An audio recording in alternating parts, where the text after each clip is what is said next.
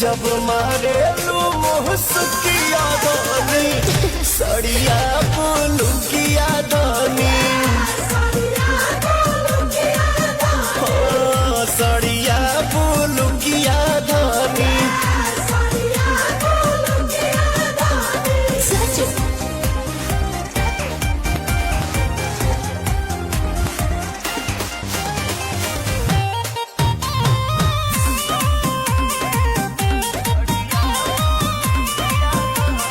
धनी हो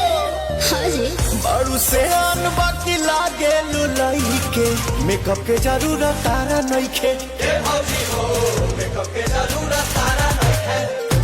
बोला भापिया बड़ा जानू तो ताकि माटा ले आई कुछ मीठा खिलाई कुछ काटा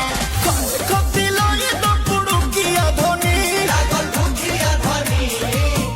पहिरी जब मारे लू मुहसुकिया धनी सड़िया पुलुकिया धनी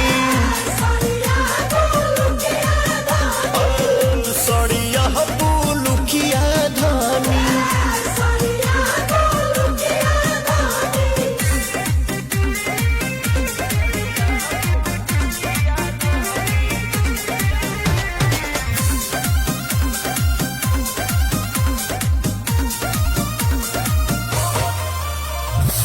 बड़ी प्यार करेलू पवन पमरेलू खाए के देलू छोहारे ए भौजी हो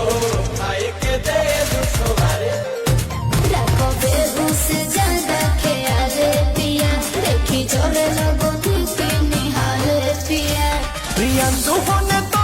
भुड़ुकिया धनी वैसे रुकिया धनी पहिरी